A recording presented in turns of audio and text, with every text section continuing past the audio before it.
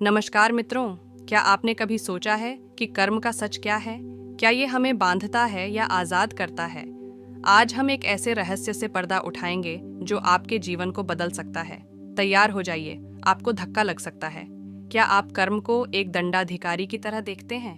क्या आपको लगता है कि अच्छे कर्मों से सुख और बुरे कर्मों से दुख मिलता है? आचार्य प्रशांत इस झूठ को कैसे उजागर करते हैं? आचार्य प्रशांत कहते हैं, कर्म के बारे में बहुत सारी गलत फहमियां हैं। ये गलत फहमियां हमें सच्चा सुख और स्वतंत्रता पाने से रोकती है। आज मैं आपको उन झूठों से रूबरू कराऊंगा। पहला झूठ, कर्म एक सजा या इनाम की प्रणाली है। कर्म के बारे में सबसे आम गलत फहमियों में से एक है कि यह एक सजा या इनाम की प्रणाली है। लोग अक्सर कर्म को एक ऐसे दंडाधिकारी की तरह देखते हैं जो अच्छे कर्मों के लिए इनाम देता है और बुरे कर्मों के लिए सजा देता है। वे मानते हैं कि अच्छे कर्म करने से उन्हें सुख मिलेगा और बुरे कर्म करने से उन्हें दुख मिलेगा। लेकिन ये सोच गलत है। कर्म एक सजा या इनाम की प्रणाली नहीं है।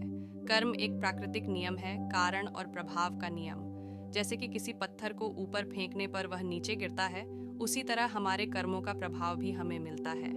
हमारे कर्मों का कारण हमारे वर्तमान जीवन में जो कुछ भी हो रहा है वह प्रभाव है। उदाहरण के लिए, यदि हम किसी को चोट पहुंचाते हैं तो हम स्वयं को चोट पहुंचाते हैं। यह चोट शारीरिक, भावनात्मक या मानसिक हो सकती है।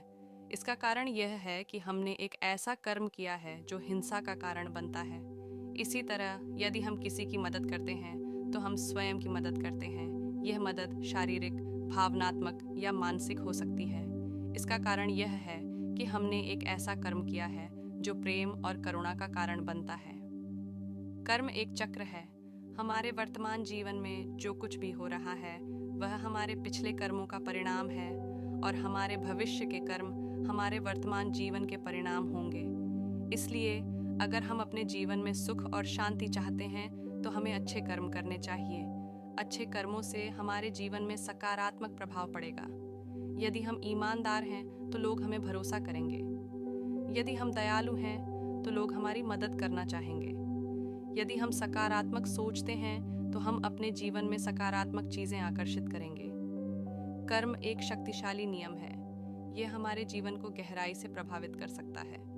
इसलिए यह महत्वपूर्ण है कि हम कर्म के बारे में सही समझ रखें। जब हम कर्म के बारे में सही समझ रखते हैं तो हम अपने जीवन को बेहतर बनाने के लिए सकारात्मक कदम उठा सकते हैं।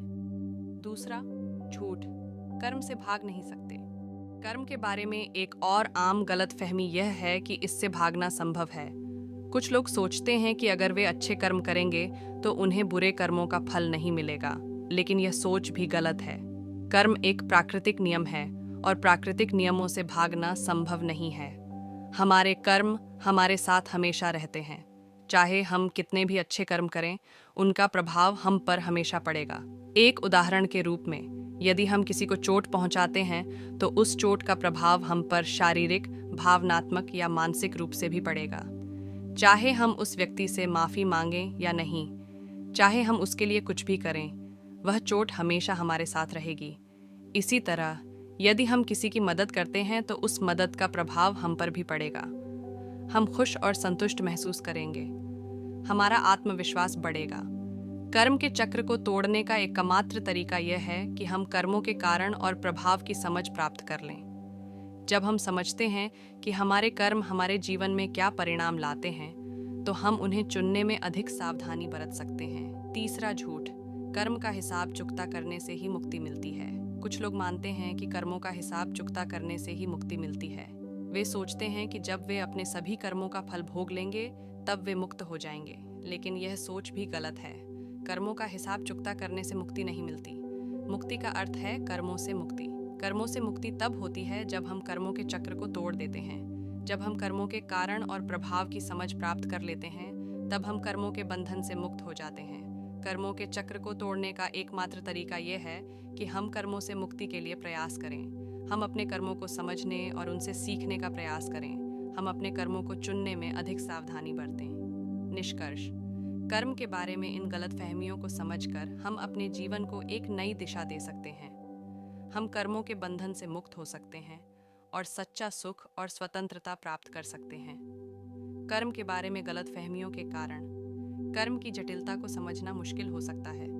कर्म को अक्सर एक सरल सजा इनाम प्रणाली के रूप में समझा जाता है। कर्म को अक्सर एक बाहरी शक्ति के रूप में देखा जाता है जो हमारे जीवन को नियंत्रित करती है। कर्म के बारे में गलत फहमियों के परिणाम। कर्म की गलत समझ से निराशा, असंतुष्टि और यहाँ तक कि क्रोध हो सकता है। कर्म की गलत समझ हमें अपने जीवन में सकारात्मक बदलाव करने से रोक सकती है। कर्म के बारे में सही समझ कैसे प्राप्त करें? कर्म के बारे में पढ़ना और सीखना। कर्म की समझ रखने वाले लोगों के साथ बात करना, अपने स्वयं के अनुभवों से सीखना। मुझे उम्मीद है कि यह मददगार है। तो कर्म से भाग नहीं सकते। क्या आपने कभी कर्म से भागने की कोशिश की है? क्या आप मानते हैं कि कर्मों का हिसाब चुकता करने से ही मुक्ति मिलती है? आचार्य प्रशांत इस भ्रम को कैसे तोड़ते हैं? आचार्य प्रशांत, कर्म के बारे में हमारी समझ अक्सर धुंधली और गलत होती है। कई लोग इसे सजा और इनाम की दुकान समझते हैं। अच्छे कर्म अच्छे फल लाते हैं और बुरे कर्म बुरे फल। लेकिन यह दृष्टिकोण हमें सच से दूर ले जाता है। कर्म कोई दंडाधिकारी नहीं है, बल्कि एक प्राकृतिक नियम है, कारण और प्रभाव का नियम। जैसे बीज बोया जाए तो पौधा उगता है, वैसे ही हमारे कर्म हमारे जीवन में परिणाम लाते हैं। ये परिणाम शारीरिक, भावनात्मक या मानसिक रूप में हो सकते हैं। हम अक्सर सोचते हैं कि कर्म एक बाहरी शक्ति है जो हमें खुशी या दुख देती है, लेकिन सच तो यह है कि कर्म हमारे भीतर ही उगते हैं। हमारे हर विचार, हर शब्द, हर कर्म एक बीज है जो भविष्य में फल देगा।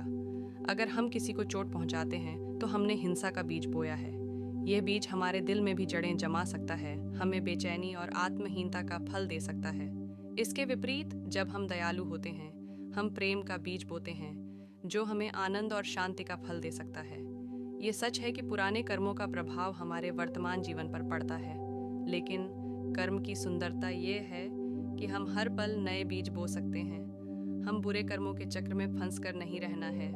हम सचेत बनकर अच्छे कर्मों का चुनाव कर अपने भविष्य को बदल सकते हैं। कर्म को समझने का मतलब खुद को दोष देना नहीं है। हर कोई गलतियां करता है और हमारे पास हमेशा सुधारने का मौका होता है।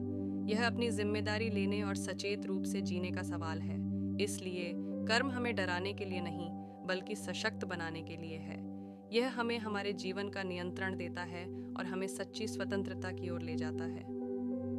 जब हम समझते हैं कि हमारे ही कर्म हमारे भाग्य को रचते हैं, तो हम अपने भविष्य को डिजाइन कर सकते हैं, एक शांतिपूर्ण और सार्थक जीवन की ओर बढ़ सकते हैं। हमें कर्म को दंड और इनाम के रूप में नहीं, बल्कि विकास और आत्म जागरूकता के रूप में देखना चाहिए। जब हम इस सच को आत्मसात करते हैं तो हम कर्म के बंधन से मुक्त होकर आनंद और स्वतंत्रता का अनुभव कर पाएंगे। मित्रों, आज हमने कर्म के कई झूठों से पर्दा उठाया। अब ये आप पर निर्भर है कि आप इन झूठों को पकड़कर जीना चाहते हैं या सच को जानकर आज़ाद होना चाहते हैं। कर्म का सच समझकर आप अपने जीवन को एक नई दिशा दे सकते हैं। आचार्य प्रशांत, कर्म के रहस्य को समझना कोई आसान काम नहीं है। इसमें उलझने और गलतफहमियां होना स्वाभाविक है, लेकिन आज हमने उस धुंधलके से बाहर निकलने की कोशिश की है। हमने देखा है कि कर्म कोई सजा या इनाम नहीं, बल्कि एक प्राकृतिक नियम है। ये एक दर्पण है जो हमारे हर विचार, शब्द और कर्म को परिलक्षित करता है। यह सच है कि हमारे अतीत के कर्मों का प्रभाव हम पर है, लेकिन यह तूफान नहीं, बल्कि हवा है। हवा का रुख बदलने की शक्ति हमारे पास है। हम सचेत होकर अच्छे कर्मों का चुनाव कर अपना भविष्य लिख सकते हैं। कर्म हमें डराने के लिए नहीं, बल्कि सिखाने के लिए है। यह हमें अपनी जिम्मेदारी लेने और सचेत जीवन जीने का आह्वान करता है। इसलिए आज से ही कर्म को नए नजरिए से देखने का प्रयास करें। उसे अपने विकास का साथी माने, आत्म जागरूकता का मार्गदर्शक।